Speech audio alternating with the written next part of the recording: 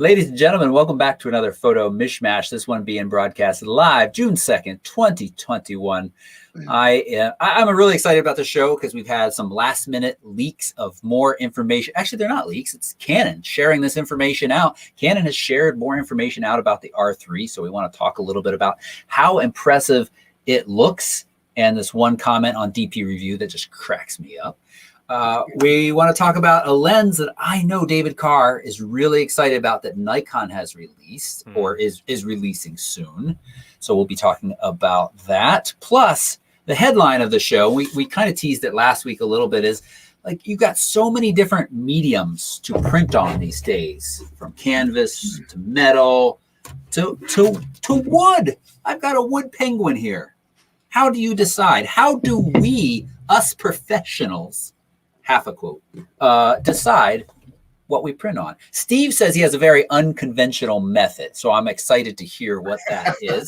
I think you all should be excited and maybe a little nervous, but you know, he's remote, so he can't do too much damage. And we've got more stuff to talk about. I'm a little bit of a brand ambassador today for McKay Live. We'll talk a little bit more about that. What? Wait. Oh, should I not match completely? I actually have a spare hat on the side, just so I'm not matching the entire show. If you're about to hit the thumbs down, or you're about to turn the whole TV show off, YouTube, because I'm matching, hang on. Just give me a few moments. I do want to I want to introduce my guests and co-hosts. Very excited to welcome back to the show, Steve. Steve, how are you doing? I'm good. So what people didn't see is before we went live, we sat down, we logged on, and we took a look at each other, and I saw you, and I was wearing my black McKay shirt, which is identical to yours, but it's black instead of gray. And I said, I'm running upstairs and changing. This is absolutely ridiculous. So, anyway, you look good though, Toby. I kind of like the matchy. Yeah, it looks good. It's the uniform. I don't know if you know this. You know, I have a little more seniority with McKay's now, so David and I have decided that we all need to match on all tours at all times. Oh boy! There you go. Okay. I left the corporate world for another uniform, I guess. That's right. That's right. It was a little. What's the movie with Clint Eastwood? Is it Heartbreak Ridge, where they all start wearing the same? Yeah, that's good. I like that. I think there's a little Heartbreak Ridge-ish. I need to go back and watch that one. Yeah. And that's the voice of David Carr, who you're looking a little blurry right now, David, but you sound fantastic. He's a professional photographer in the Atlanta area. And David, how are you doing? I'm good. So I just was telling you guys, but I'll pretend like I'm telling you for the first time. I up until 20 minutes ago, I was desperately trying my best with my wife and my oldest son to fit this sofa into what is now our new guest bedroom.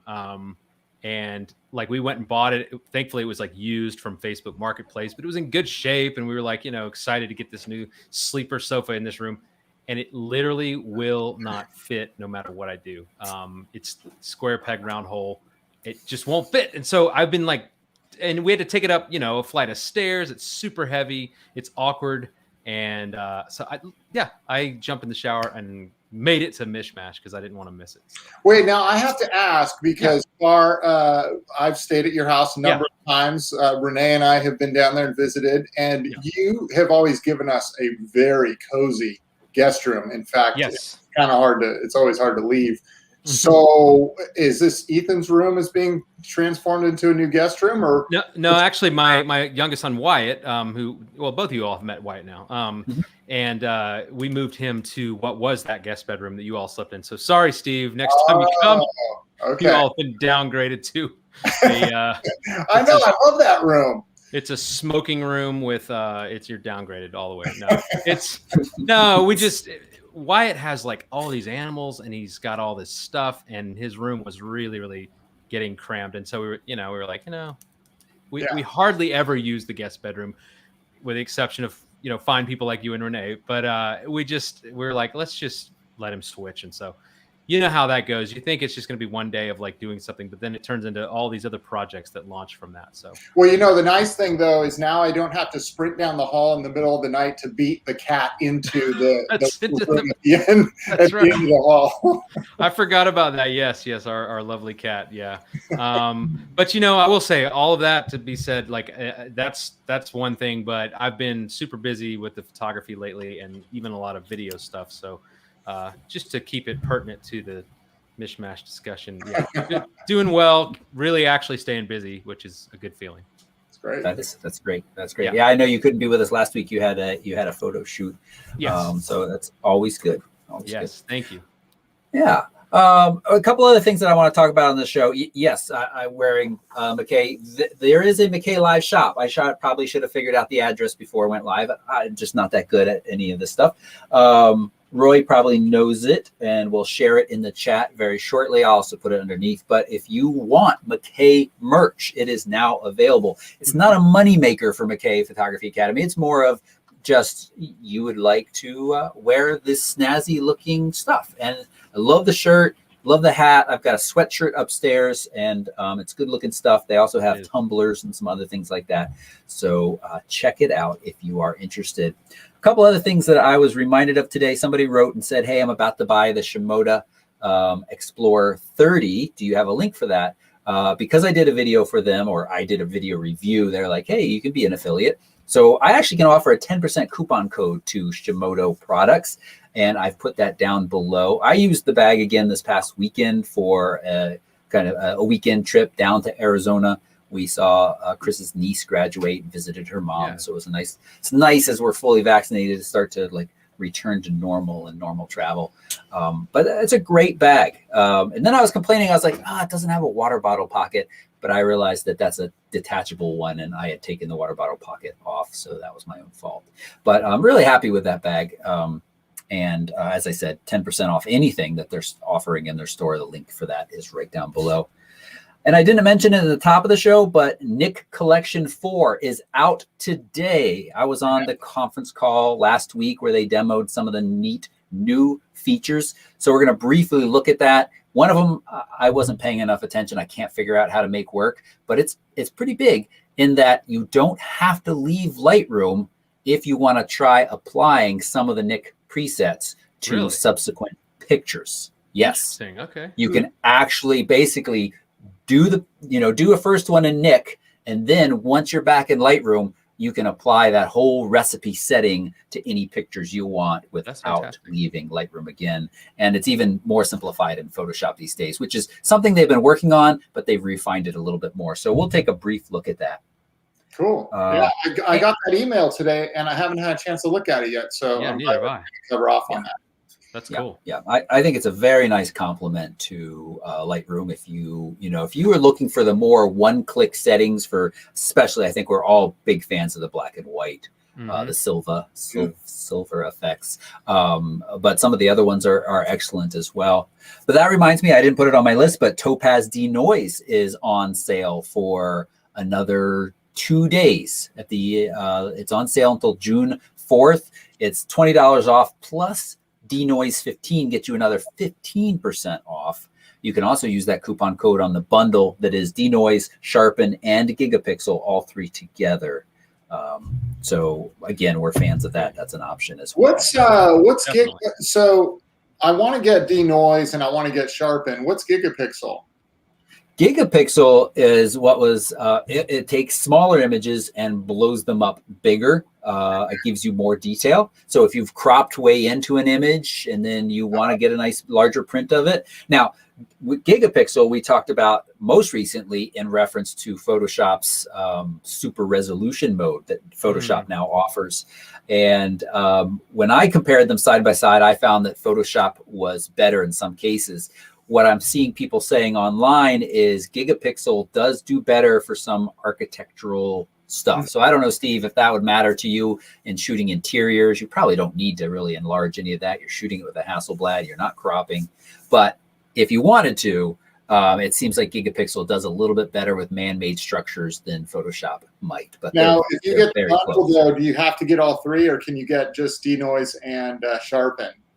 You have to get all three. You could buy, I believe you could probably use the coupon code denoise15 on Sharpen as well. I think it's just a general 15% off, even though it's called just denoise. I think you're right, because I just bought, I bought denoise last week. And I think I had some sort of coupon code, but yeah. Yeah, it's a good deal. Roy in chat is saying Gigapixel rocks. He just used it on a recent project to make yard signs at 6 times the resolution. Wow. Amazing. So it's pretty impressive.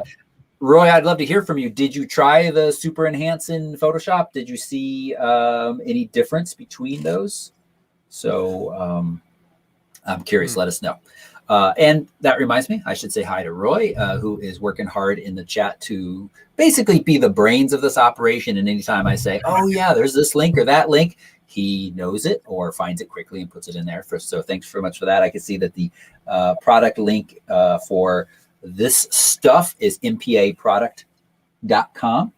And it's got all of our Instagram links in there and all of that stuff. If you are watching this show live and you want to ask a question, just throw a Q in front of it and then put your photography question. If we don't answer it as we're talking and going along, we'll get to it towards the end of the show as well. So Roy collects all of those for us. So thank you for doing that, Roy. And hello to the whole chat room. I hope everybody's doing well wherever they are.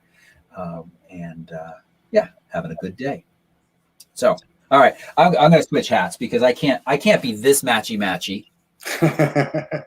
So, this was given to me by my good friend and co-host today, Steve Scurich. Thank you, Steve. I like that. Yeah, speaking of matching, I do this sometimes on tour. People probably don't know this, but I've picked up a couple Fjallraven beanies that Toby and I can match on, and probably a couple other things. But I was in a store in Moab, and they had these hats, and his says it's a picture of a tree, a silhouette of a tree, and it says Hugger inside of it, which is very fitting for him. And right next to it was a silhouette of a bear, and it said Hug inside the bear. So bear hug and tree hug. And I was like, that's perfect, because you guys, most of you in the chat room haven't toured with us before, but I'm a big hugger.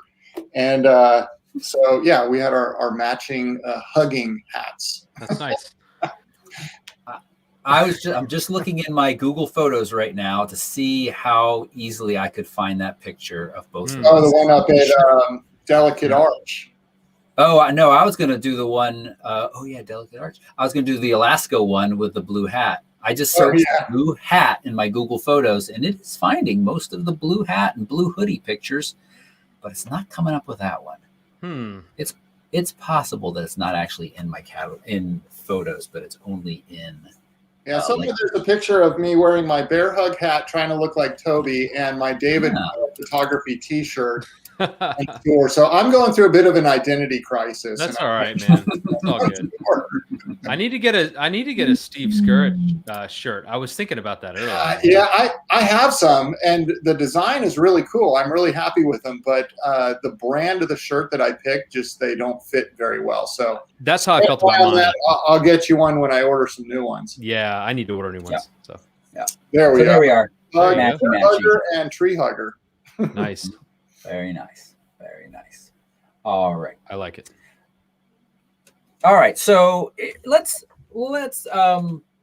switch the show up a little bit. I think you guys can handle that. Let's talk a little bit about print mediums first.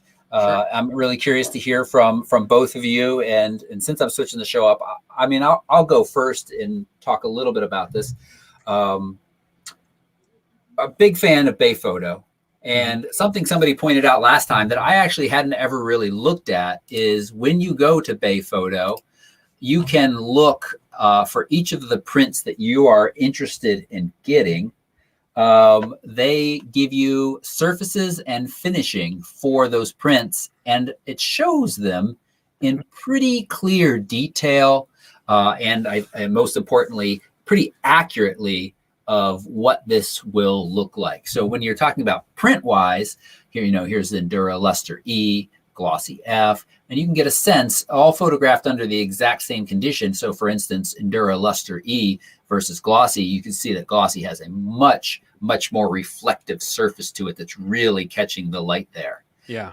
Whereas that Endura Luster E does not have that. And it also has descriptive fine grained pebble texture, which you can see there. So this is at Bay Photo. And, you know, even if you weren't for some reason going to print from Bay Photo, this still can give you some idea about different finishes for different places. But I'd say most good print labs do a good job of kind of explaining this. And what I talked about last time we were on was that you can order these little sample pieces in different sizes, 4x6. I think there's 5x7s, maybe even 8x10. So you can get a little bit of a bigger size. And this was, as I explained last time, a shot that Steve actually took of my daughter, and I liked it and thought, hey, I'll order these and probably be able to hand off one or two of them that I don't need to always keep on hand to remind myself of what they look like. So they come, these are metal specifically, and so these are metal finishes specifically, but they do give you an idea of some of the similarities with other ones.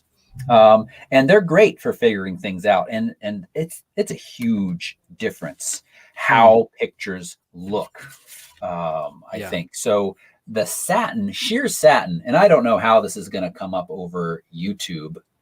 There we go. The sheer satin looks, I don't like it because it has too much texture in my opinion, for a metal print. But the way the light pops in the satin versus a standard metal, I think is very interesting. I feel like you see a huge difference between the brighter and the darker tones in an image. So these cost me maybe $15. So if you're about to spend $100, $150 on a nice print, especially if you're going to get metal, I think it's well recommended to take a little time and order the samples first to try to figure out what finish is going to look best for your print. And you can order that print in the smaller size. And then you, as I said, you can decide and give away to friends and family. There's stickers on them, but they're soft to peel off and they don't leave any marks. So then you got little miniature versions of your picture. So Toby, of those two samples that you just showed, the satin and the metal or metallic, are those both metal, but one's a satin finish and the other's metallic finish? Because these are all, I know in the past, it's always been that if you order metal, you're printing basically on a silver background. So like clouds in the sky will appear much more surreal, much more metallic. Things that are white a lot of times will appear more of a metallic sort of flavor. And then satin, or it used to be matte metal, was a white metal. It was basically a metal, but it had like a flat white painted on it, and then the image was printed on there. So whites were actually white, but they were on metallic surfaces, so it avoided that sort of metallic look, but you still get the clarity. Is that kind of what you're seeing between those two? It was hard to tell on the video. No, I don't really think so. Okay. Let's go look at. So satin on metal, I don't know that I've done any printing of that, but it looked great, the sample that you just showed. Yeah, it did look like it had a nice pop to it. Yeah, it just there's sheer satin, and I don't know if I have, and just satin. So if we look here on the screen too, you can see that they have the examples, and and both of them have.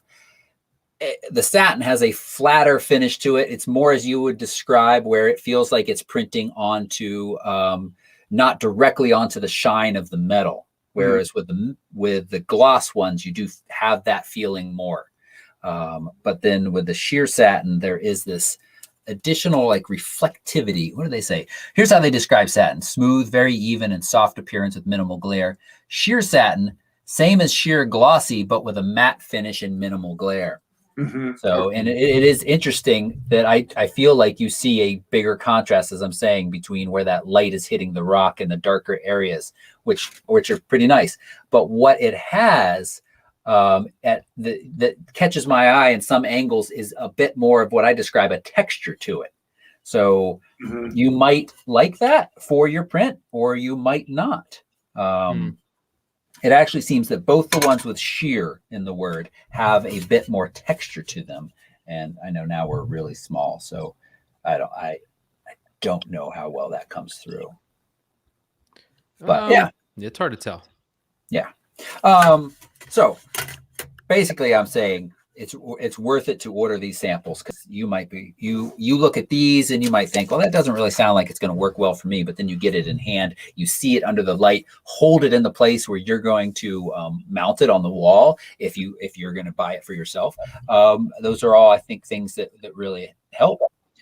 But the bigger question that I think we're trying to answer today, though, is how do you decide in the first place whether you even want metal or canvas or wood? And so now let me turn it over to you, Steve, and see what your unorthodox method is. Okay, so the inside joke there is I'm a big Lebowski fan, and Toby sent out a private message and said, hey, I thought we could talk about what medium we choose when we're doing prints. And I sent him a little video clip of, for those of you that have seen the film, when Julianne Moore's character comes flying through on this harness contraption, and she just sprays paint all over this canvas that's on the floor, and she goes flying through the room, and it's really odd, and she doesn't have many clothes on. So I sent him that clip, and I said, okay, we'll talk about choosing a medium, but my method is pretty unorthodox. So yeah, that's what I do in my spare time. That's good. But keep those pictures to yourself, please. I do. So when I choose a medium to print on, it's always based on, it's easy when I choose it for my own place, because I say, okay, well, I'm going to put a 72-inch picture of a chicken up in my kitchen, which, by the way, I actually have. But it's going to be on canvas because I don't need it to be super clear or anything like that. It's kind of an artsy piece with real, high contrast and stuff. And so it looks great on canvas. Mm-hmm. I did this train picture above my fireplace in the family room. And it's this very old school, timeless sort of Chicago train coming out of a building. And I did that on a flat canvas, a very thin canvas, because I then framed it. Mm-hmm. I've got metal prints in various forms around the house. And then I've got a lot of framed stuff that I printed on paper. So, but when I'm selling to a client, I determine, okay, this is the picture that they want. And then I have them usually send me a photograph of the space that it's going to go in with some dimensions that's going to work. And then I look at that space to determine what I want to offer them. And when I offer them something, I offer them 2, maybe 3 options, and that's it. And the offer does come from, I mean, this is kind of where the more subjective side and artistic side of you comes in, is from a photograph, I can see the wall texture, I can see the color paint in the room, I can see sort of what type of lighting. Sometimes I can see what type of furniture. A lot of times I want a wider picture so I can see the style. Because if I just offer them a canvas piece that's a 2.5-inch canvas and it doesn't have a frame around it, but they've got this big, chunky, heavy, leather furniture or something, I might want to say, you know what, why don't you do a flat canvas? It'll save you some money, and then invest in a really nice frame for it that's going to match your furniture or something. So I'm very custom when it comes to that. But the biggest thing is I don't want to offer too many options or let people, I don't direct them to the website and say like, hey, go pick a finish. That's my job. How is the photograph going to present itself the best? So kind of a convoluted answer to your question, Toby, and a long-winded one. But, I think it's important to do that because it's my art and I want it to be represented well, whether it's my house or somebody else's house. And so each picture has its own story. Mm-hmm. And each picture's texture is going to either complement that story or take away from that story. But I will say that if you're going to put glass in front of a print, always go for museum glass. Spend the extra money, get the non-glare museum glass. Now, a piece of glass might be $15, but a museum piece of glass will be $100, which is a lot of money. I get that, but it is so well worth it. It's going to protect the image. It's going to keep the UV rays off of it. And most importantly, there is no glare whatsoever. It is so crystal clear. It's amazing. Mm-hmm. Nice. David, I want to get your thoughts in just a second, but I want to summarize couple points you made, Steve, that I think is really important. You talked about the chicken print in your kitchen. It's a decorative piece. It's huge. You didn't need it to be highly detailed, and so a canvas worked really well for that situation. In the living room, you said a framed canvas of the old school locomotive. That's the thing about, I think, a framed picture. A framed picture will never ever go out of style or look dated. I mean, the frame might, but you can always switch the frame. Right. Yeah. And I think that's just something to keep in mind. Yeah. I think I love metal prints for their ease of use and just gorgeousness with certain colors and the way they just pop right off the metal. But I think there's a chance that some of these metal prints in 20, 30 or 50 years might look a little dated or be like that was popular for, a couple decades or so. Now, I will tell you that my daughter got married last year in January, and it was in Maui. And I made up a photograph. I took a picture of the church, and the sky was pretty impressive, but I edited it, and I didn't do a sky replacement, but I really saturated things and stuff, which in Maui, you don't really have to work too much to do that. So it still looks pretty legit. But then I did a lot of Photoshop to it, and I actually took them. There was a photograph that was taken of them that the professional photographer for hire took at the wedding, where they were hugging and kissing in front of that church on the steps. That wasn't in my picture, so I was able to actually get a digital copy, and I clipped that out, and I got permission for all this stuff, and I photoshopped them on the steps. And I tell you all that because I ended up ordering them a really large acrylic for that print as a wedding gift. And holy cow, it was stunning. It's probably the nicest photograph I've ever done for somebody. The colors and the clarity, and maybe some kudos to my Photoshop skills, because I got to their house and I looked with a fine-tooth comb to see if I could see any haloing and stuff around there, and I couldn't find any, thank God. Not that they would have really noticed, but but you would have noticed. Scrutinizing it. It was, I mean, if you can get a client or you want something on acrylic and the picture fits that medium, it is absolutely stunning. And they've got their new Epic prints now too. But that acrylic is unbelievable. Yeah, it is.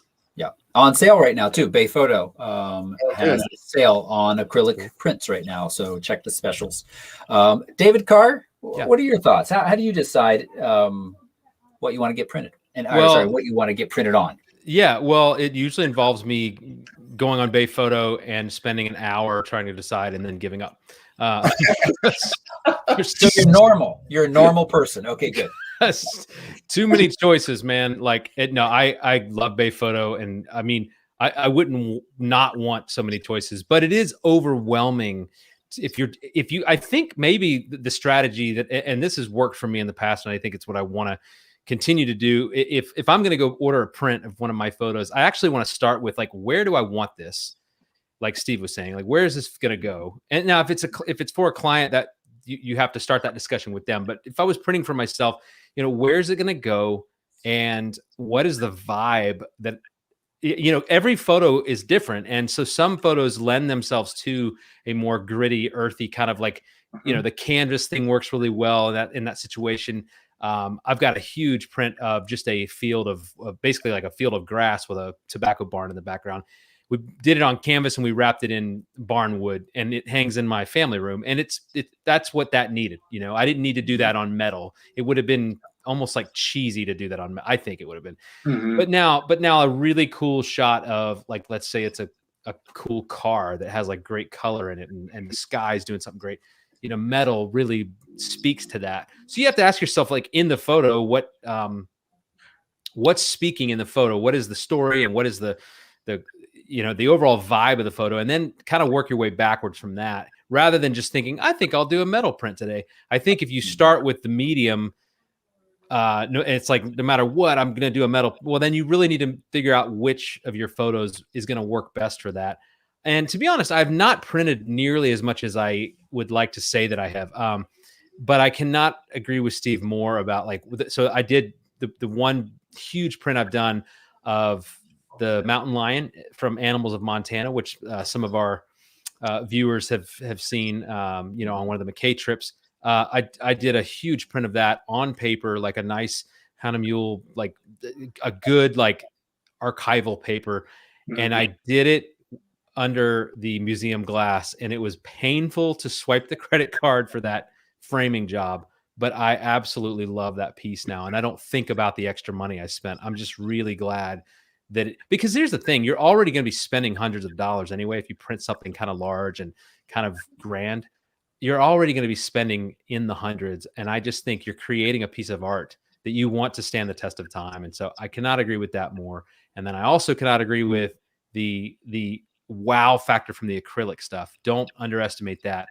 And I think it kind of falls into that same category as the metal prints. Like not everything necessarily is going to lend itself to the acrylic, but I feel like, and Steve, you might feel this way too, but I feel like the acrylic prints are a nice bridge between going metal and then maybe doing something a little more traditional. There's something about, I've got this big metal or big acrylic print hanging right above my computer. I'm looking at it right now, of the Antarctic, you know, this sunset over the mountains in Antarctica. And that, when I look at it, I'm like, it seems a little more timeless than metal. I don't know. Maybe it's not, but I'm kind of with you, Toby. I feel like I love metal. I want to do more metal prints, but just knowing that like they might go out of style because of the medium that it is, you know, I think it's good to create some variety in your artwork, whatever you print. So, yeah. And David, you had mentioned Hahnemühle as one of the papers, one of the artistic papers. Bay Photo does have a whole section of artistic papers, and I think they refer to it as artistic papers. Yeah, they have dream prints and then fine art prints. Fine art papers, fine art papers. And I'm a big fan of Hahnemühle. They're a little bit more expensive, but they have great products, and they don't have the same examples on their website of the finishes. But if you do, I work through their Rose system, which I've done a tutorial on that in the past, but that's where, you know, I select everything and I upload everything and stuff. Sometimes I reference their website to look at different papers and the finishes, but the fine art papers, I know you can mouse over the selection in Rose in their software, and it will usually pop up something that shows you what it looks like, because a lot of those fine art papers, they can be really fibrous. You know, it can be like a rag paper that it's got texture in it and stuff. So it's kind of important to see that. And I wouldn't be surprised if they have some samples of those that they can send out. When I was working at the print shop in Santa Barbara for Sammy's camera, we had a lot of samples, and that was super helpful to help people figure out what to do. Yeah. It is overwhelming. I think, you know, especially when you get into all the different types of paper, and then, you know, and then what size and all of that. But you don't always have to spend the top dollar on everything, but just I'm a big believer in this, and those who know me well know that like I'm a believer in quality. And if you're going to go ahead, if you're already spending a lot of money, let's face it, to get something great, why don't you spend a little more to get it excellent, whatever that may be. But that's not to say that you always have to buy the most expensive paper to get the effect you want. I mean, my print of the mountain lion, it sits behind glass. I don't know that the paper is doing as much of the speaking of of what's on it as it would be if it was in a, I don't know, if it was framed differently, or, you know what I mean? I don't know. Some of the things, it's going to be a minute difference. So don't get so hung up on those things that you don't ever do anything. Cause that's what I get, is like this decision paralysis about what to do. Because it's a lot of choices. And then you also, like, the flip side of what I'm saying is, like, you don't want to spend all this money and then get it and go like, oh man, I wish I'd picked a different paper, or I wish I had. And you're going to do that to some degree. It's part of learning, but you'll learn what you like more, and this is an investment in, to me, it's like the final and most ultimate investment in your photography as you work to grow in it. You know, is if everything just sits on your computer, I feel like you haven't told the whole story, you know? Yeah, I think if I was to choose two papers that I've started using the most, because I used to do a lot more with the fine art stuff, but man, they're standard prints, and this saves you on cost quite a bit. But they're Fujicolor. I'm looking at right now the Fujicolor Crystal Archive Deep Matte Velvet for more of a matte look. I've been very happy with that one. Cool. And then for something that's more glossy or slick, I like the Fujicolor Crystal Archive Pearl. So I go between the Deep Matte Velvet and the Pearl are probably the two paper print finishes that I choose. But then to your point with the museum glass, never put a glossy or a metallic paper print behind standard glass. You're going to double the reflection on it, and it looks awful. Yeah. Right. Steve, would you do a favor? Would you type those two print papers into the, and I'll put it up on the screen for a little bit so people could pause if they want and write those down. Yeah. And David doesn't know this, but he basically told me that I'm wrong in the way that I pick my prints, because what I do sometimes is go to Bay Photo and go, oh, metal prints are on sale today, or oh, acrylic prints are on sale. And I'm just kidding though. But I mean, I do that, but then I go, okay, what print do I want to try out? And so over time, I've got prints on metal. I've got prints on canvas. And as I said, I got prints on wood. This is from Bay Photo too. They'll do it on wood. It's one of their eco-friendly options. And I was just curious. I gave a duplicate of this to Fiona as a present. Yeah.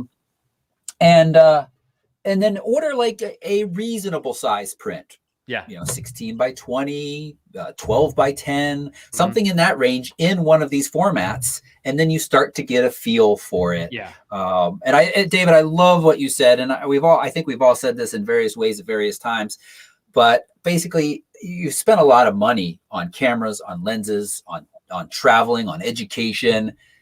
Spend some money on printing so that you tell the whole story. Yeah, because it's just, one, it's nice to have your own work up in your house, and two, that's it. That's all I got. Well, I mean, to your point, I mean, and I'm staring at this picture of Antarctica that I printed, and then my mountain line back there, and I've got several other things around the house. And what's kind of cool is when I'm walking through my house or in my study here, I see these, and I'm like reminded that this is what I do. Instead of having to go into Lightroom and search for through my catalog to find, where was that picture of Antarctica? I mean, I'm not going to print everything, but to have some real key moments that I'm very proud of, which ideally that's what you're going to be printing, to have some of those little reminders around where you live and just this is what I do, and I take pride in it, and I'm getting better, and to see your progress as you print more, and as you're like, wait, that's so crazy that 3 years ago I thought that was like the most amazing photo, and I don't hate it, but wow, look where I've come, look how far I've come here, and it's I really think it's essential. Yeah. Okay. And Steve, let's put those on the screen for a minute. So Steve, you're recommending the Fujicolor Crystal Archive Deep Matte Velvet. Yep. And the second is Fujicolor Crystal Archive Pearl. Yeah, the Pearl is more of a glossy kind of sheen, and then the Deep Matte is obviously more matte. And I've been very happy with those. In fact, those two papers, and their Kodak papers, are great, but those have taken me away from sort of gearing clients towards the fine art papers, which is great because it saves them money. Yeah. And I'm very happy with the quality. What about for black and white, Steve? What do you recommend on so that's a really good question, because I really like metallic black and white, but it's got to be sort of the right picture too. Like, you're not going to do a black and white portrait and put that on metallic. The skin tones are just going to be all metallic and right, exactly. Weird. Yeah. So you can do that on metal, but you'd want to do more of a white metal or a matte metal. Yeah. So that you get the actual tones. Okay. Yeah. But I like metallic papers. I do like that deep matte though for black and whites. I have a client has bought, I don't know, a dozen prints from me, and he lives up in the Chicago area, and I did one of a World War II memorial from one of our tours, and I did that on. It was huge. I think it was 24 by 36, and we did that on a metallic Fuji Pearl. Was it Fuji? Was it the Pearl? I think it was. I'd have to look up the account. And then he matted and framed it, and boy, it turned out awesome. I had that actually shipped to me because he wants me to sign everything. So I had it come to me, and I inspected it, and I signed it, and I shipped it off to him.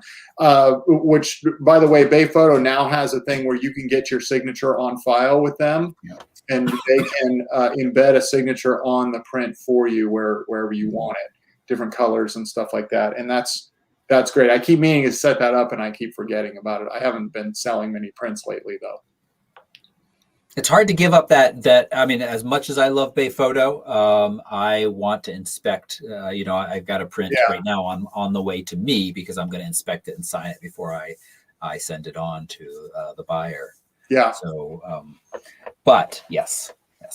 Yeah.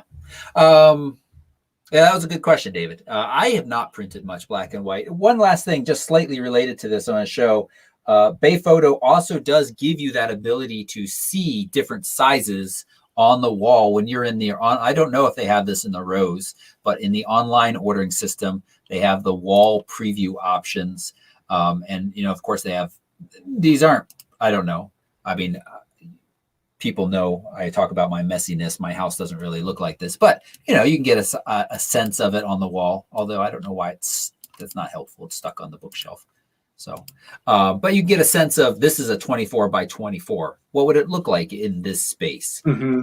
So you can, one of the things I think a lot of people maybe forget is that a print can look quite small on the wall very quickly. Yeah. If it doesn't have a good size to it. Yeah. More often than not, I'll offer somebody, I'll say, you can do an acrylic or a metal, and it's going to cost X number of dollars, or you can do a paper print and then go down to Michael's or Hobby Lobby or something, get some museum glass in a nice frame, and allow yourself to get something much bigger. And I usually try to press for that because it's so much more impressive when a print is massive on a wall. Yeah.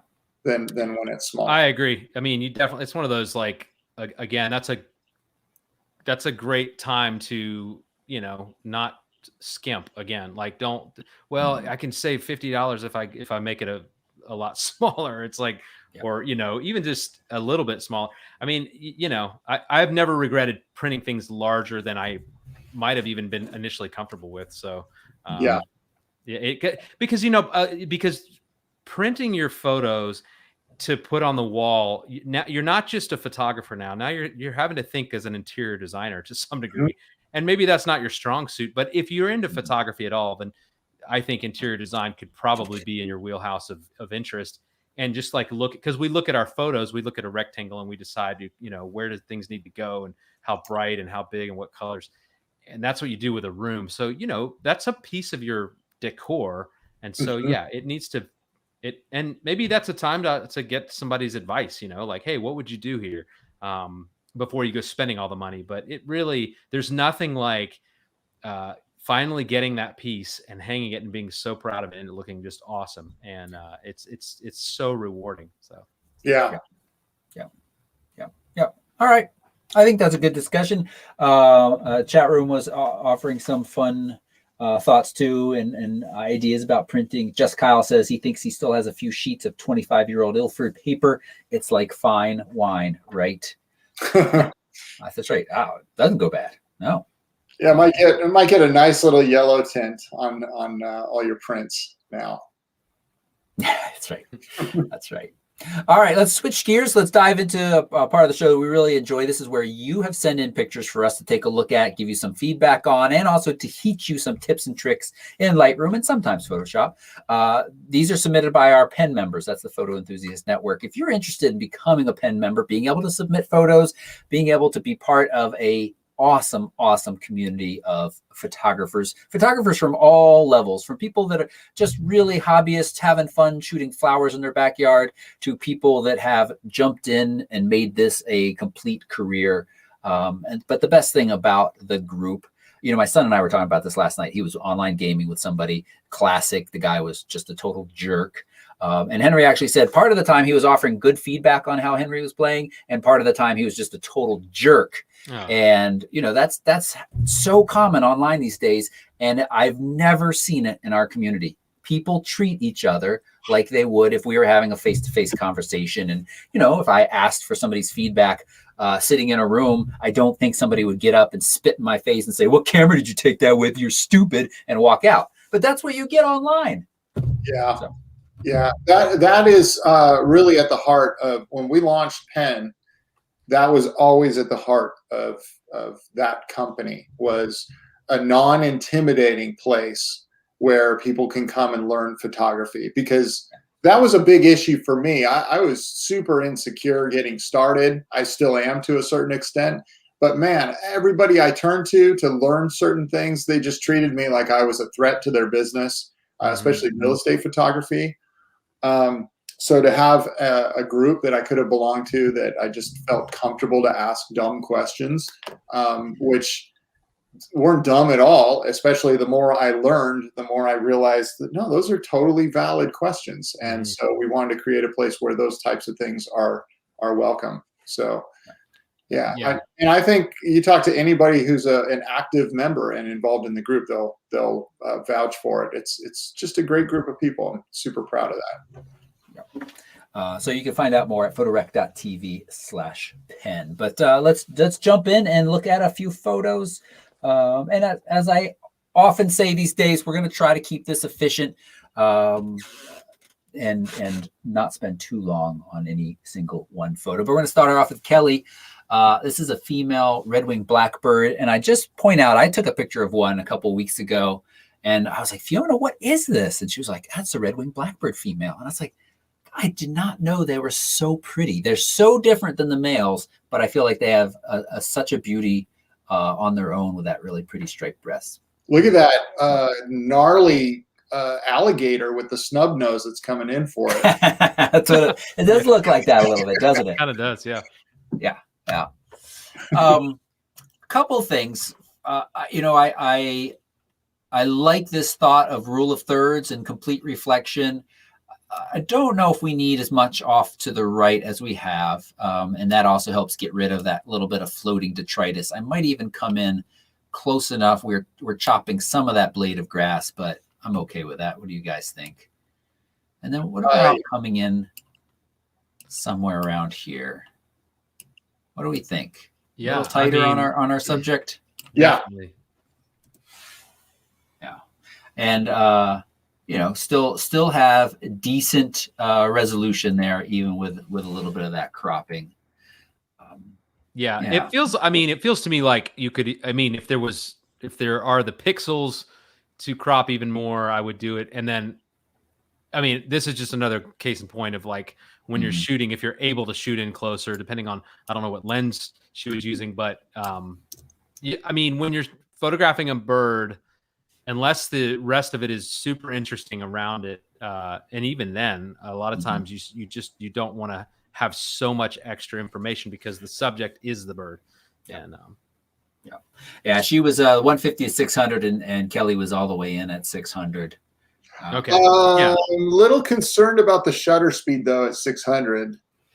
I don't know if she could have been on a tripod or a monopod or something. It looks pretty sharp, but just keep that in mind. If you're at 600 millimeters, my shutter speed, I wouldn't do anything below 1,000th of a second. If you're hand holding. I just say that you were flirting with disaster, but you got a great sharp shot here. And I see, I think you were wrestling with trying to keep your ISO down a bit. My kind of general rule of thumb there is get those safe shots at those shutter speeds Steve was mentioning. And then if you can get a little lower, taking some bursts and seeing if you can get a lower ISO shot because you lowered your shutter speed. Yeah. It's another example of I harp on this all the time is I think people don't need to worry about their ISO as much as they often do. I think we get so afraid, oh my gosh, if I push the ISO, I'm going to ruin this photo. And it's just becoming less and less the case with the technology. Yep. And also with programs like denoise, Mike in chat points out the gigapixel and Photoshop's ability to upsize. I would not worry too much about cropping. That's true. I mean, we do have those options there. That's true. Yeah. Exposure wise, I really think you've got it. You've done a nice job here. I don't know how much processing you've done, but I think the bird is lovely. I love the warmth on the face and kind of the contrast of the cool green, more green tones in the background. So, and I would probably like here. I would probably pull the blacks down. That's the only other thing I was going to say is. Yeah, I would add a shadow. I'd stretch out that histogram maybe a little bit more. It's peaked right in the middle, all the colors. Yeah. So I'd want to see that kind of stretched out. Yeah. A bit more, but yeah, I mean, as far as exposure goes, you're right up the middle. That looks good. Yep. There we go. Yep, I think there's room for that. Nice, Kelly. Thanks. We're gonna move on. Becky Miller's got Superstition Sunset, and I don't think she's superstitious. I think that's the name of this place in Arizona. Lovely. Yeah. What if we came in even a little bit tighter, past that one bit of cloud? Is that too tight on our golden sunset? Might be a little tight because you still were kind of fading out up there. Yeah, you can come down a little bit. I am seeing a lot of noise in the dark parts of the mountains. Yes. And I'm not exactly sure why, because the file size looks pretty large. ISO is 2000. I know the camera that Becky shoots with, it should handle 2000, no problem. Yeah. You know what? I think a lot of the answer is right here. Dehaze 35. Yeah. Yeah, that can do it. Let's bring this back. Although, well, it's sometimes dehaze can add, like color noise. I mean, it's just crunching everything up a bit. Yeah. I wonder how dark this photo was initially, like straight out of camera. I wonder if it was exposed a little dark, and so when you try to pull up the shadows. So is that... I don't know. We've got a D&G that shows Becky's edits, and really the only edits made was a little bit of exposure boost, about a half stop, and then a bunch of dehaze. So I think that's what we got here. Okay. Yeah. I wasn't even thinking. Yeah. No, that's all right. Yeah, I think it's a and there was no noise reduction at all. So I turned a little bit of noise reduction on, and I think that helps back there. What you can do, I mean, you could, with a scene like this, actually, you could even darken that foreground a bit. You could put a graduated filter from the bottom up and just tone it down, make it almost more silhouette-ish. Yeah. I was struggling with it because I love the sky and I love the fact that the sun is setting. It feels like there's a lot of foreground, so maybe darkening, like you're saying. Yeah, it is making it pretty heavy, isn't it? Well, I like the idea of darkening or something. I felt like because there's not a lot that's interesting happening in the foreground, it's just sort of repetitive. Unless you go really wide like that or crop in, cool. That I kind of like that. I'd maybe go a little. You could even show a little bit more sky because that cloud up there is getting really close to the top of the frame. And the sky's kind of. I like the sky. I mean, I like that there's a streak of cloud there. It just. I know a lot of times we tell people to keep your horizon like at a lower third or an upper third, but there are times to break that rule. You have to just look at it and say like, I feel like this is a good happy medium. I don't know. Yeah, this looks. I like this splitting it down the middle when it's super wide like this. I think it looks awesome. Yeah. I think I'm going to say this for all of it. I feel like we're struggling a little bit with this because as it was kind of said, is there's not too much going on in the foreground. I would love to have. I see a couple of these. I think classic saguaro cactus here and there. I would love to have one a little bit more prominent, backlit, or at least silhouetted. I think that would really add an interesting kind of anchor element in the foreground that would balance this out a little bit more. But I love that sky. The sky is gorgeous. Is this, do you know if this is a pano? Was this shot as a pano? I don't think so. The D850 at just 7,000 is its widest. So I think it is just a single shot that has just been cropped to pano. Yeah. So this is still a, what, 14-ish megapixel image.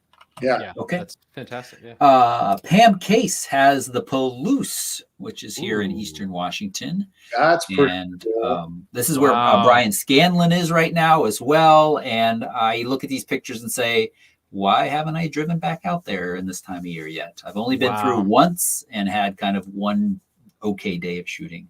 And this is, I love this. Man, I love how she just split that right down the middle. Yeah. Mm-hmm. I would also, now I like the way it is, but I would also love to see this as a black and white. Mm-hmm. I did that earlier as I was glancing through these images. I clicked that black and white button too, and I think that it has a lot to love. Let's go down in shadows. Yeah, I think it kind of works either way. Yeah, all those little shadows coming out. Yeah, that's so cool. It does work either way. I'm actually kind of a fan of both. I don't think I prefer one or the other, but it does work both ways. Well, the thing I liked with the color was that it's pretty much one color. I mean, so it kind of simplifies. Color gets tricky when there's a ton of different colors. If they don't all flow together, then it can be problematic. But there's something about the uniformity and sort of, I don't want to say monotony, but it's just like there's a visual interest here. It almost looks like an abstract painting, and yet it's not, and that's what's so cool about it. So it kind of works either way to me. Yeah, very nice. Am I being too picky? There's just this other little bit of kind of different field. What if I come past that? Yeah, I mean, you can go through, especially as a black and white, it becomes a bit more surreal, I guess. So you can kind of play with the crop a little bit more. It gets a little bright up towards the top too, so you can kind of make it look like one of these scenes that the viewer is trying to guess what this even is.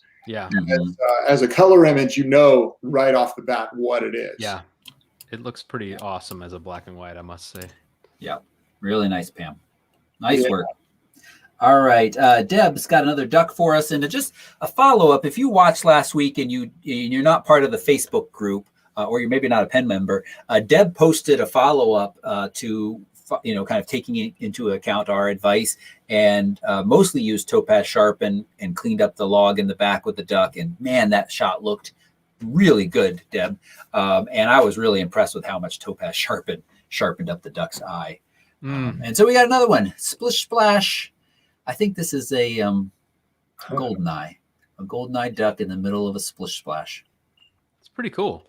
Yeah, I like this. And this would be another one. It would be interesting to see what Topaz Sharpen would do. I'm going to assume it hasn't been run through there. No. But it's also hard for me to tell coming through, it's a feed through YouTube or whatever. Yeah. Right. So it looks sharp, but it's hard to tell just how sharp. Yeah, it is pretty sharp. What we are seeing, though, is definitely some motion blur with some of this. As you can see, the duck's wing is not completely sharp in the wing, and that offers us a sense of motion to a degree. But it might also, affect part of the duck's head if it's moving just enough. So you do really want to be careful. We don't have any metadata with this, so I don't know what your shutter speed was, Deb, but that is something to watch for. Yeah. There's some. It was shot in pretty harsh light. You can definitely see it on the chest. Yeah. That shadow is so prominent, and so you may want to go in and try to tone the bright stuff down toward the shadow tone. As a black and white, again, this might look really cool though too. But then you do lose the yellow eye, which is neat. To take away the green water in the back, it'll help you to focus more on the splish splash and the drops of water.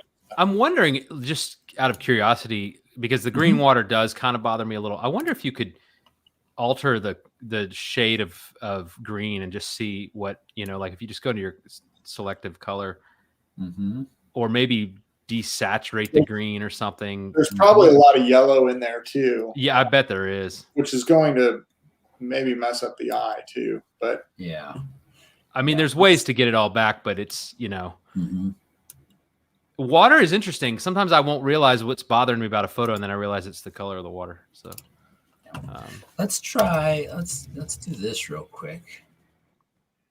Paint over part of it with a brush. Yeah. And let's auto mask it. Let me see how poorly I painted. Okay. And now let's just use the hue saturation tool and see what's shifting that. Fine adjustment off. Let's be dramatic for a minute. There you go. Yeah, you start getting to more of a blue water, you know? Yeah. Yeah. This is, yeah. And then we drop that saturation down a little bit. And if you wanted to, you could be very sloppy in your brushing. And then make use of the range mask color to say, this is the area that I want to affect a little bit better. So I could still brush on in that area without worrying about going outside the lines. That makes sense. Because I could even get the eye, I think, and it wouldn't matter. I can get the chest, and it doesn't matter because I have masked it to only affect the greener color of the water. So being a little extreme here, but I think that's a great suggestion to work that a little bit. Yeah. Well, to me, if I can just say it, to me, like when you have a moment like this, it's a really cool moment. I mean, the duck is looking kind of at the camera and, you know, the action. So whatever it takes to maximize the rest of it, to really, because you have all the elements there. You have a sharp photo, you have a cool moment, you have light. There's a lot to work with. So, but it is just a matter of fine tuning. Yeah. Okay. Nice. Thanks, Deb. Kevin Walk. Where this is. I can't remember. This is this part of the Southwest? You know, where we pull No, up? I think he was visiting his brother, and this might be someplace in Colorado, Silver Mines or something he went to. Yeah. That sky is something else. And also, Kevin, what am I seeing right here? I'm seeing. Yeah, I personally would just say I would consider black and white here, which kind of seems absurd because you have all that color in the rock. But probably more importantly, I would just crop that sky out. Make it more of an artistic piece with the rock, and then just really play with texture. And saturation and all that stuff. Make it pretty dramatic, more dramatic than you would if it's just a realistic looking scene. Yeah. Because there is, even though there's color in here, and I'm torn a little bit because I'm missing out on that color when we go black and white, obviously, but there is so much story with the texture too.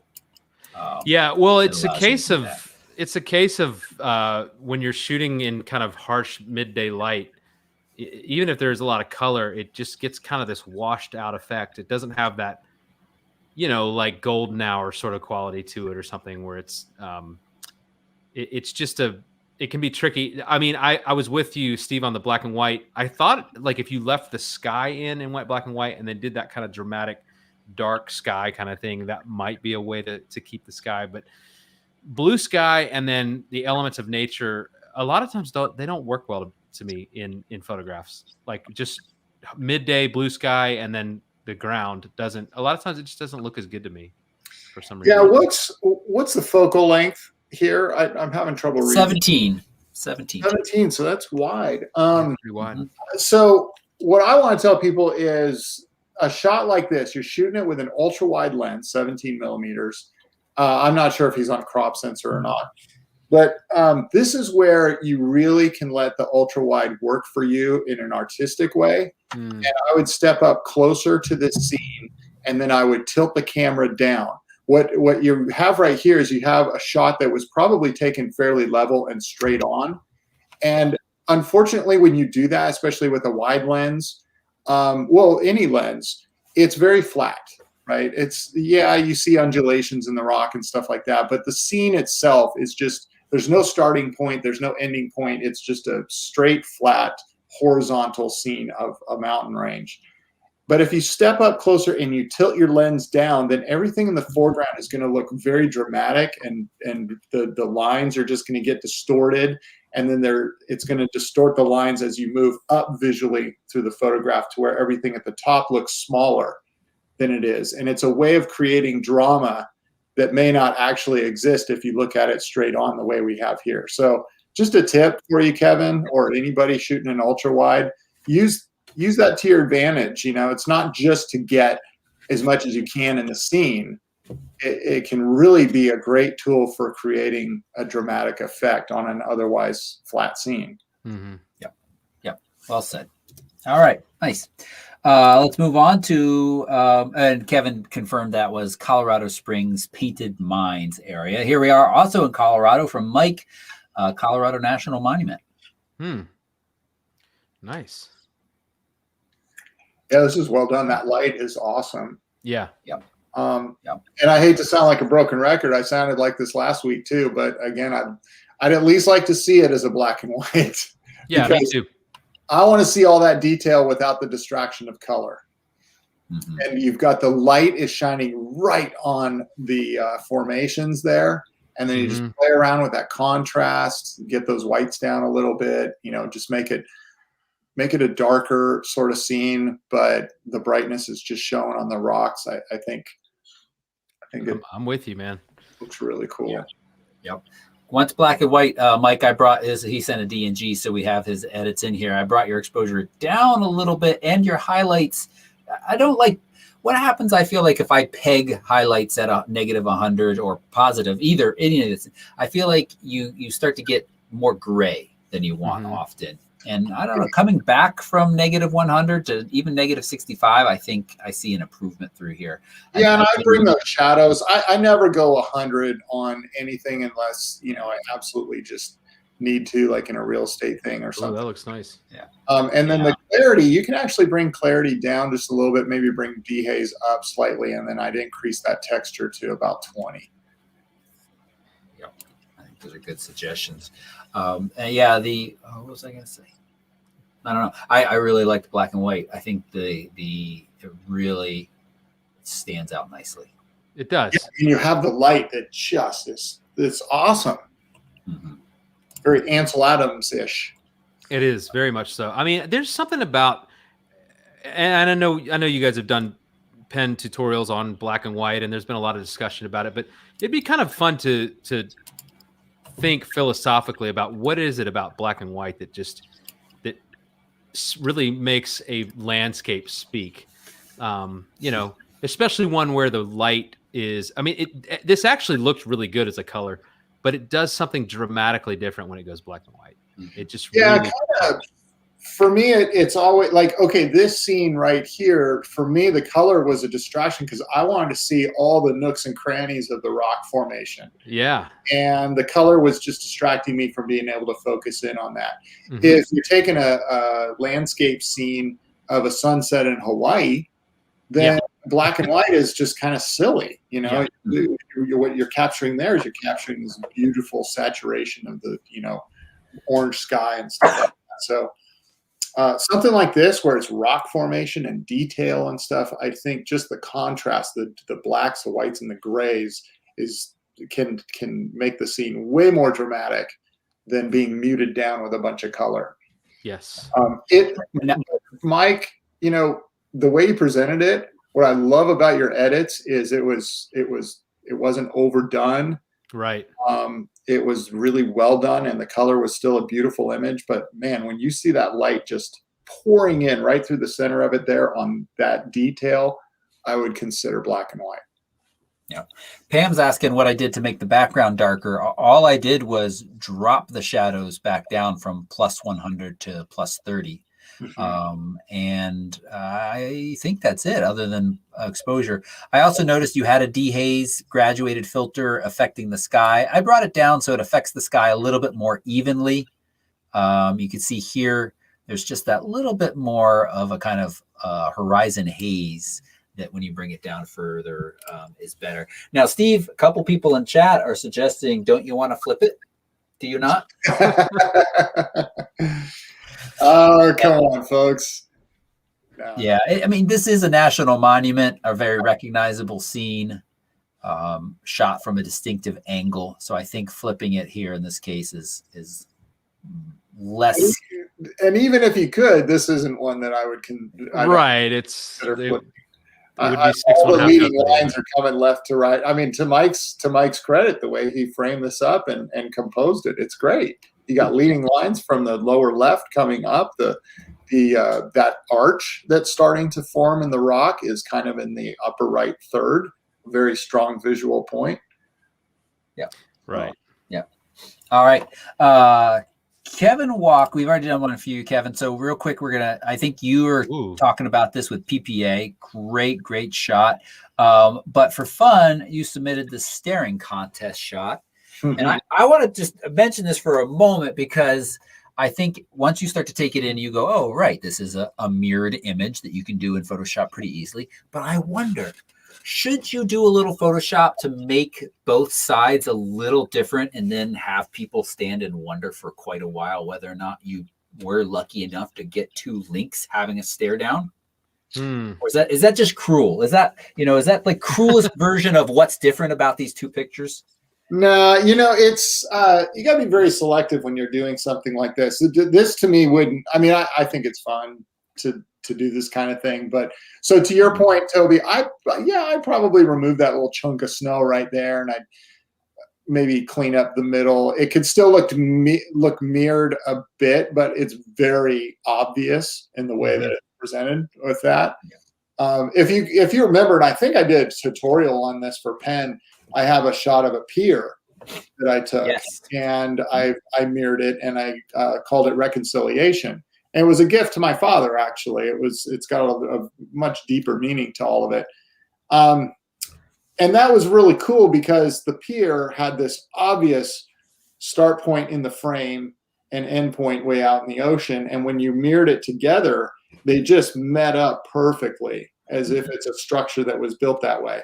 When you have something natural like this, like a snowbank, I would consider taking that out and making it not look quite so mirrored. Yeah. Mm-hmm. Tanya suggests puppet warp to gently change the bodies. That's right. Make one a little chunkier than the other, and then the stare down is like, how'd you lose those 2 pounds, you fluffy links? Go into liquefy and just create some crazy eyes or something. But just so you guys know, I know that the first image or whatever we were talking about, PPA competition or something like that. Like, this is fun to do, and you can share it and have fun with it. Heck, print it, put it on your wall, whatever. But please, I would refrain from submitting something like this to competition because judges will just tear you apart. Yeah, I would imagine. Yeah. Okay. Moving on to our last very serious image. Last week we had Roger Hunt. He had a surfer. We gave him a little bit of a hard time because the focus for most of us, David Carr, you weren't on the show that week. Sorry. It really felt like we were just staring at the surfer's butt. So Roger fixed it for us. Awesome. That's great. That's great. Tom. Yep. Tom is doing some good surfing. Yeah. Black and white would really do submit this. There we go. I do like right. Black and white. PPA. Definitely. Yeah, do submit this one to PPA. The judges will. I mean, it will be like instant merit. You will go lone. You will win photography. Do I need to worry about Warner Brothers coming after us? Okay. All right. We're going to come back. Actually, you know what? We're going to leave it. We're going to leave it on screen share for a moment. So let's pop over to Photoshop real quick. I've got this demo image up. And so here is the Nik Collection version 4 is what we're up to. No major changes. I should say that. I'm not trying to sell this. I just really didn't pay attention during the presentation as well as I should have. No huge changes to the individual apps, and some of them actually I think have not changed at all. But you can see the ones with 4. We just have color effects 4. Is there also? Yeah, maybe that. And I know Silver Effects has a few new, even though it's 3. I know they have a few new, basically styles built within them. And this isn't the first version that we've had this toolbar, but it does make it very, very easy. And in fact, we even have these meta presets at the bottom. This is completely new, I think.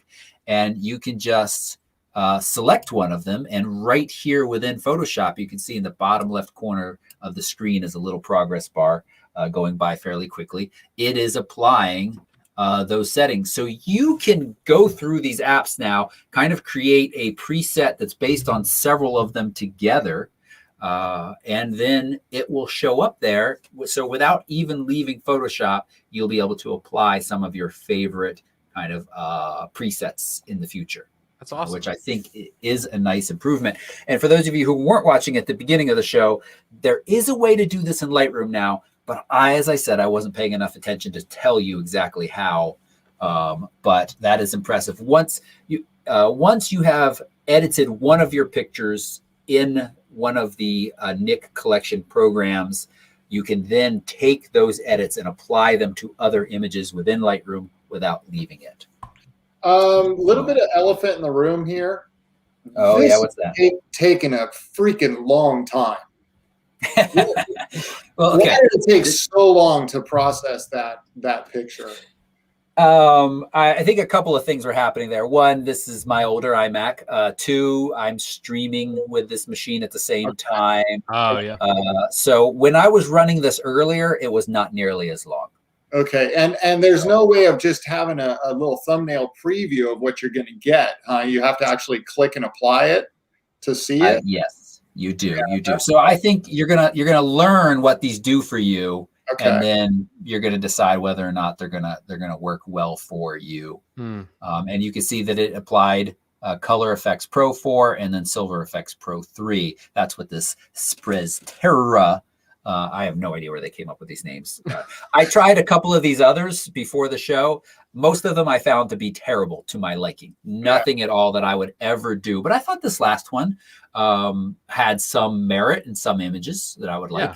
But again, it's more likely you are going to build some of these out yourself, have a good feel for them, and then be able to apply them.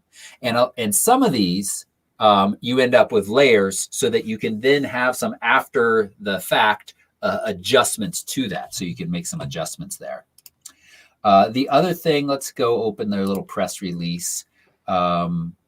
The other thing they talk about is the U-point technology. So if anybody who has used DxO, you know that their idea of masking is really done with these control points that you drop. They've really refined this now, and very quickly you can be very precise with these control points. And similar to Lightroom, as I was demonstrating a little bit ago, masking it to a certain color, masking it to a certain luminosity, those are all available now within this. And yes, combine the settings of several plugins with meta presets, as I showed, so you can make your own there. Improved workflow with Photoshop and Lightroom. As I said, you don't have to, without having to launch the software's interface once you've done. It's a smart copy and paste feature. Update to the black and white images, as I mentioned. And this is, I think, if I had to pick a favorite part of Nik, it would be the black and white features are good. It will be selling for $99 until the end of this month. So if you have not purchased this before, this might be something that you are interested in. So there you go. Nik 4, that's there right there. And do I have anything else to show on here? No. Oh yeah, let's go straight from this to David Carr. What lens did Nikon announce that you're really excited about? Oh, it was a 105 macro. Yes. Oh God, Steve, are you Dave? I was watching David Carr's Instagram story. That's right. Yeah. The 105 macro. So I have the F mount version and I absolutely love it. I don't shoot a lot of macro, but that thing has doubled as a portrait lens so well for me. And I've been really excited to see the release of this one because I am just ready to have all Z mount glass. I have nothing against the FTZ adapter except for the fact that twice now I've forgotten to bring it with me on shoots when I've brought my F mount glass with me. It's now that's on me because I've forgotten, but it's just one more thing to think about. Yeah, it's just nice to like click your lens on and you're done and not having to have this middleman. And so this is exciting. and looking at some of the specs on it, and really looking at some of the sample images that Nikon has shared. Of course, they're always going to share the best they've got, but these look pretty fantastic. And the Z mount glass, the S series of lenses for the Nikon Z cameras has been astoundingly sharp. And virtually, I mean, I don't see any chromatic aberration on any of my lenses whatsoever. I used to just automatically have Lightroom apply chromatic, removal of chromatic aberration. I don't even have to do that anymore. Those lenses are so freaking sharp. And I think this is clearly going to be no different. And I'm super excited about it, because for that occasional time that I do a macro shot, it's great to have that on hand. And then for portraiture, 105 is such a beautiful portrait length. And I love that Nikon is billing this as sort of a dual purpose lens, because I've always thought of my 105 as being that, even though it was, a lot of times people don't talk about the portrait merits of it, but it really shines beautifully as a portrait lens. So this, I will definitely be getting this lens. Does anybody want to buy an F mount 105 macro? In really good condition. Yeah, this I think 105 is a great focal length for portrait. I use, I don't do much portrait, but when I do, my favorite is my 70 to 200. Yeah, and I'm probably usually falling right in the middle of that lens somewhere. Yeah, most of the time. And so I think billing it as that and a macro lens is awesome. And Tanya's already commented in the chat room. As soon as I saw this on your IG story, David, I was like, that is such a Tanya lens. I thought the same thing. Yeah. I mean, she does a ton of macro too. So it's, I thought the same thing. Cause I mean, like I said, I don't do a ton of it, but I was thinking about her and just like, this will be, I don't know what she shoots with for the macro, but maybe this is something to consider, Tanya, because this, it looks amazing to me. I think she actually likes to get closer to bugs than most people. Yeah. So she may shoot an ultra wide. That's why I said I want a 1,000mm macro lens. I just want to be as far away from those things as possible. Yeah. Tiny's not on the show today. She is in the chat, but you can follow her. Where'd it go? Right here. Her Instagram's TanyaWilhelm.artist. And from there, you can get to her macro and see some of her fantastic work there. Yeah, this looks good. I'm so glad both Nikon and you, David Carr, and Steve, you reaffirmed this, but I want to say it again. Macro lenses can be fantastic portrait lenses. They are often a great focal length for that. People don't necessarily realize or recognize that it can be, but yeah, this lens looks like it has a lot of great features. It's good. Rick's got a great question in chat, and that's how well does that FTZ adapter work? Nancy already answered him a little bit in chat, but David, you found it to be fine? It's absolutely flawless to me. I mean, when I mount, I have a 500mm, that really cool, like small 500mm prime lens. That's an F mount, and I've got a 300mm prime lens that's an F mount, and it's as if there's nothing there between the lens and the camera, except for the fact that there is something there and that I've forgotten it several times. But it works flawlessly. I would never let that hinder you from buying whatever you think you might need, but I just don't want to, like, I'm not going to go out and buy F mount glass anymore. I don't see any reason, even if it's cheaper. I don't want to. We had sort of a discussion about this on Facebook yesterday with another client with some Canon gear about what to buy. And I think mirrorless it's not only the future, it's the present. And so I just want to move the ball in that direction. But I love knowing that with my F mount glass and with any future F mount glass that might be presented to me to try out or whatever, I can always use the FTZ adapter, and it works beautifully. But I would love to not bring it. So. Yep, that's well said. As somebody who, speaking of myself, transitioned from Canon to Sony, used an adapter for many years. In that case, it didn't quite work as well as a native adapter like Nikon's own adapter with Nikon lenses or Canon's own adapter with Canon lenses. In both those cases, those adapters really don't introduce any issues other than you got to remember to always bring it. And I'm not making fun of you, Carr. Same thing has happened to me over the years. There's times where I pull my Canon lens out of the bag and then go, this is not going to fit. I left the adapter at home. Yeah. And also, it's just one more seam of dust and moisture entry. Right. Yeah. And so the sooner you can leave behind the adapters and be in the native world, the better.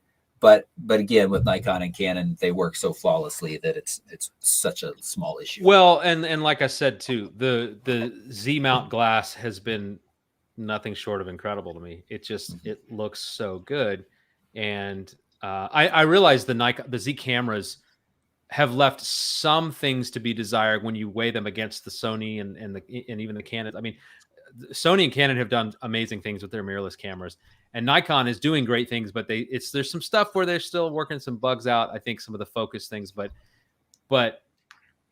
the cameras are still fantastic, but the glass is really, really magical, and I'm super happy with it. So yeah, this is cool. And I will say just real quickly, they also announced a 50 millimeter macro, which I just don't understand why I would want a 50 millimeter macro, but I guess there are reasons for it. It is smaller, lighter, less expensive, cheaper. But for macro work, it just I had a little Leica Q camera, and I loved it. It had a macro feature. Basically, you could like rotate the lens and it would put it in macro mode, but it was a 28 millimeter lens fixed. That was it at macro. So I was like, well, it kind of just lost all the coolness of macro to me at that point, because it was such a wide lens. I was like, I did a few macro shots with it, and I was like, well, yeah, but I'm not going to go doing National Geographic level kind of stuff with this. So I don't know. I'm sure it's a great lens. I just don't. It's one that I'd have to play around with. So. Yeah. All right, we're gonna start to wrap the show up. We got to talk a little bit about the Canon R3. So I'm going to go back to share my screen, back to DP review. Chris and Jordan have a video of what the R3 specs reveal. So I haven't watched this yet, but if you like those guys, I'm sure it's good. I like them. They're great. What it looks like from what we know so far and what Canon has told us in kind of this new update is that this seems closer to a 1DX Mark III than initially thought. Canon's saying we're positioning it between the R5 and what is the 1DX Mark III, which is kind of Canon's flagship. It's a DSLR, but it's flagship. This seems a lot closer because it's going to do 30 frames per second raw shooting. That's right there with the Sony A1. Canon has moved to this stacked CMOS sensor. To simplify that, it means that the sensor can have an extremely fast readout. I don't have it down here. My Sony A1, I have shot 99% of the pictures so far with that camera, electronic shutter. So that is just the sensor turning on and off. So not using the mechanical shutter at all. That's how you get 30 frames per second. And I have not seen any issues with rolling shutter. How that presents itself in a still photo is with faster moving subjects, the subject will actually be bent across the image a little bit, because as the sensor shuts off, it shuts off down the sensor. And so it might be captured here, and then 1/10 of a nanomillisecond later, it might be captured here. But with a fast enough shutter, it's basically instantaneous and you don't have that issue. We don't know how fast this is yet. I will say my testing with R5 and R6, it was so close to being something I'm comfortable with all the time that I think that this is going to be very similar and on par. Mm-hmm. Autofocus, it's still going to use the dual pixel system, but it's going to be upgraded with image algorithms tuned for all kinds of subjects, including, and they specifically said, Kevin Walk, you'll like this, motorsports. So it's going to be able to recognize cars, recognize motorcycles, and know that's what you want to focus on. That's cool. So that's kind of, it's that idea of like your bird and animal and human IAF that is built into the Canon and the Sony. Nikon has the IAF to some degree in different subjects, but expand it out a little bit for things that don't have eyes, like cars and motorcycles. Super low light autofocusing works, -7 EV, which is most cameras these days are around -3. So that's a pretty big difference. It's going to have good video. They started to release some video specs. I'm just going to gloss over that because we don't really care. And as we've seen in these pictures, or as you may have seen, it has this integrated battery grip and is going to have this massive same battery from the 1DX. And, you know, I have very few complaints about the R5 and the R6, but one of them, especially the R5, was that its battery life isn't quite on par with the Nikon or Sony mirrorless. But shoot, this is going to solve the issue. I mean, this is what is it? It's a 30 watt-hour battery. That's huge. Yeah. So, but that's a picture of a 1DX Mark II right there.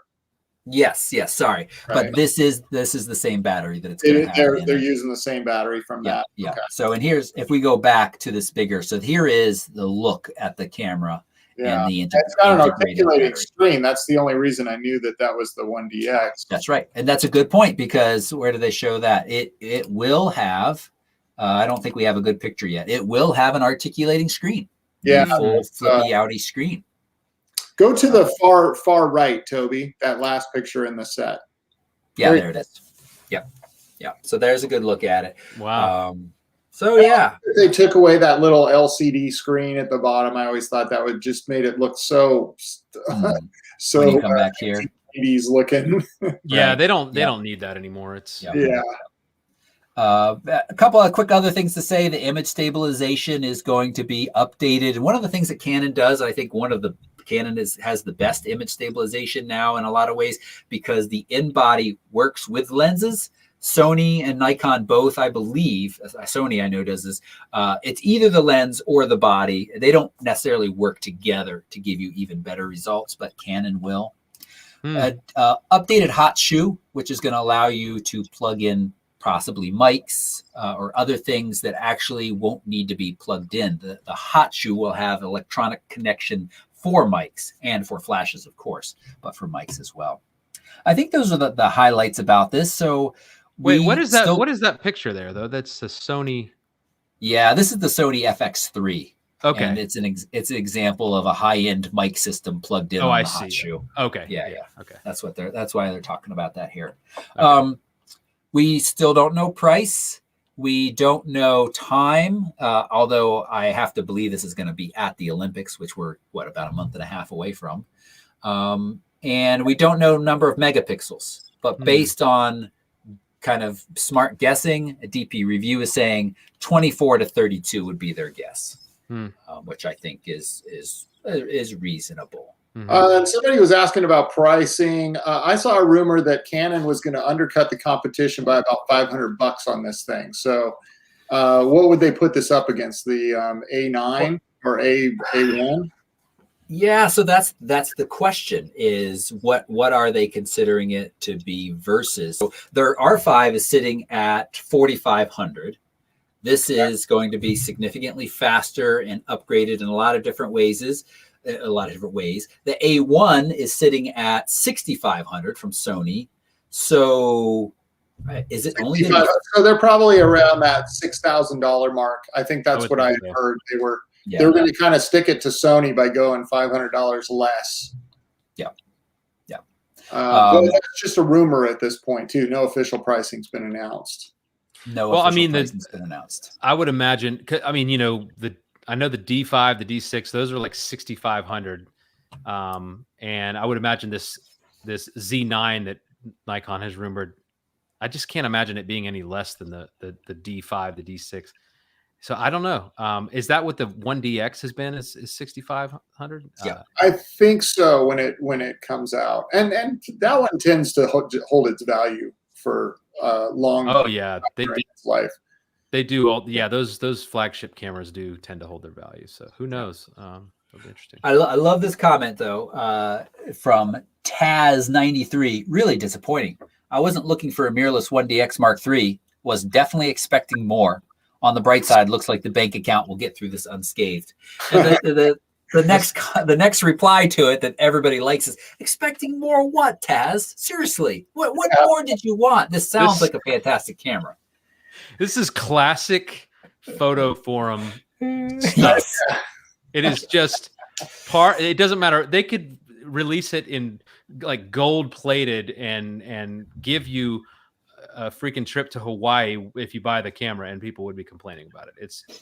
It's so funny to me. And I'm not saying there aren't things to complain about sometimes, but people just get, it's like, it doesn't matter what they say, what they release. Oh, I would never shoot with that. That's right. So funny. That's right. Yeah. Yeah. So yeah, it's exciting.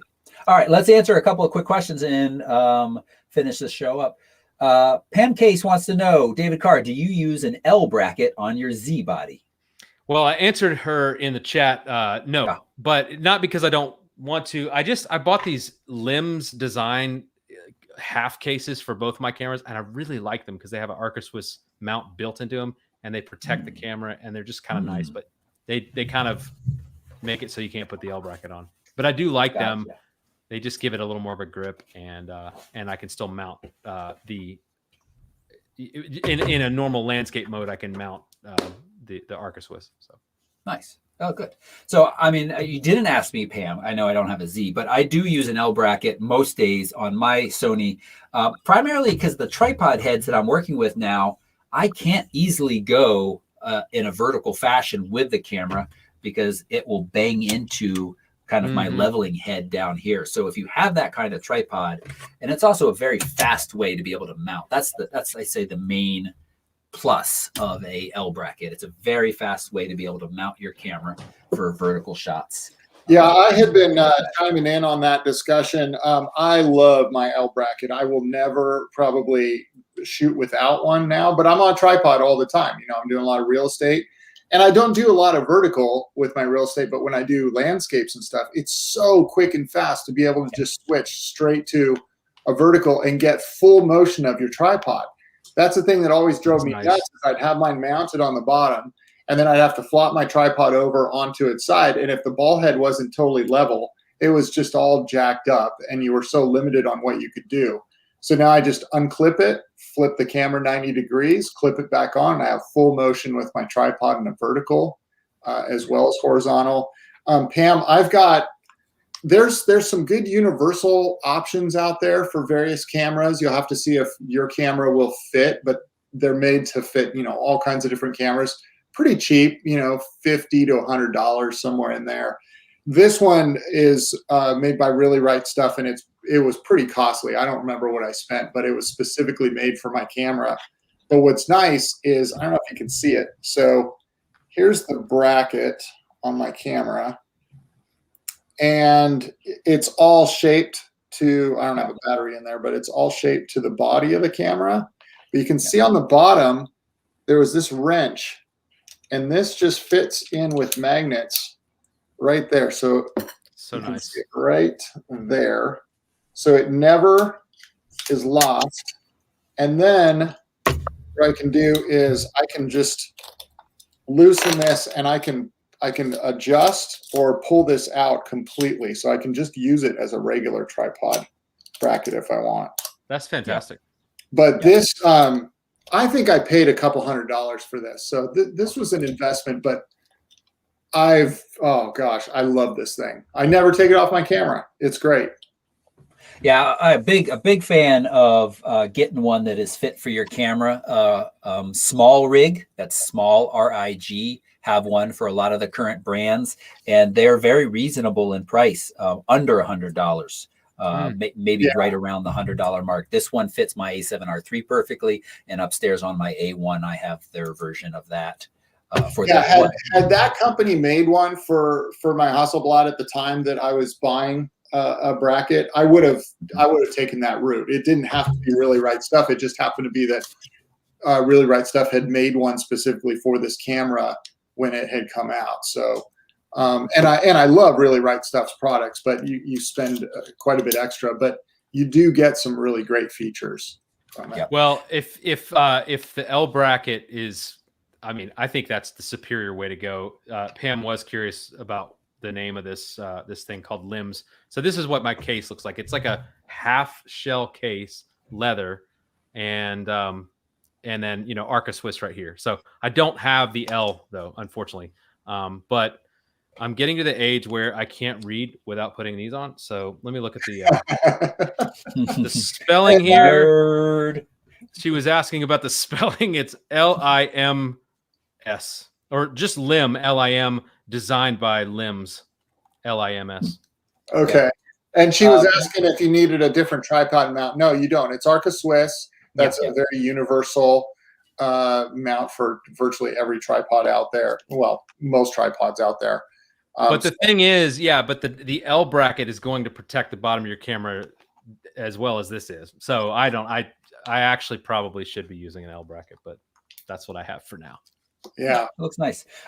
Carr, you're blurry enough that I feel like I need glasses. Maybe you can post a picture of that. Oh, that's right. I am blurry. Yeah. Penn Facebook group, because okay, we could kind of tell something was attached to your camera, but it was a little hard. Can you run me through Topaz Sharpen AI right now? Nice. My ancient iMac. Let's see how that'll do. Okay, sure. Kevin Walk wanted to know if you can see your pictures simulated in the different finishes on Bay Photo. I don't think so. No, I don't think so. Other than what you showed, Toby, where you can kind of place it in a room. Yeah. I don't think so. Yeah. And then Pam, one more Pam question was, didn't they just put out a question to 500 lens? And I think saying, Pam, you're a Nikon shooter, so I think you're thinking about Nikon lens. I don't know of any Nikon lens in that range for the Z mount right now. You might be thinking about Tamron has a 150 to 500 that is out for Sony. Did they announce it in a mount for I don't think they have Z2? for the Z mount yet. I don't think they have for the Z. And there was rumor on the Nikon Rumors site. Any of you Nikon shooters, if you don't go to Nikon Rumors, I highly recommend going to it occasionally just to see what's in the works. But they were talking about, I thought they were going to release a 100 to 400 millimeter at the same time that they released these macro lenses, but I guess that's on hold a little longer. But we are anticipating a 100 to 400 and a 200 to 600 for the Z mount, hopefully this year. So that'll be really, really nice. Yeah, if you just Google Nikon Z mount lens roadmap, you can find it there. And the latest one was updated June of 2021, so it'll show you in a graph exactly what they have coming out. Nice, sounds good. Okay, that brings us to the end of the show. Right, dudes, thank you so much. Really appreciate Steve Scurich, professional photographer in the Cincinnati area. You can follow him at Scurich on Instagram. And he is posting. Happy belated anniversary to you and your lovely wife. Thank you. Yeah, that was June 1st. We went out to a nice dinner to celebrate and had a great time. It was awesome. 13 years. That's awesome, man. Congratulations. Very nice. Yeah, very nice. And the blurry guy that sounds wonderful is David Carr. You can find him at David Carr Photo on Instagram as well. Professional photographer in the Atlanta area. David, thanks so much for hanging out with us. And thank you. I hope you can either maybe figure out how to get that couch through or have an easy time reselling it. Yeah, I think we'll be reselling that thing. Thankfully, we didn't pay much for it, but yeah, hopefully I'll be clearer next time. Sorry, guys. You get either the rich voice or the sexy face, but you don't get them both.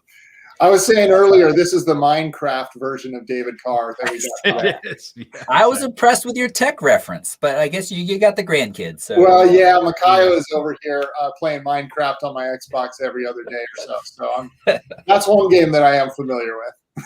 All right. And if you watch this long, please take a moment to give us a thumbs up. That's a nice way to say thank you. And if you're not a subscriber, it's a very easy way to stay in touch and see what we're up to. As new videos come out, you will get notifications. Actually, these days you have to press the little notification button too, and then decide whether you want all notifications or personalized notifications. My personal preference as a content creator that wants you to come back and watch all my videos would be all, but I'll let you make that decision. And chat room, thanks for hanging out with us. Really appreciate your brains and your questions. So you make this show so much better. All right, everybody. See you again next week. Bye-bye. Bye-bye. Bye.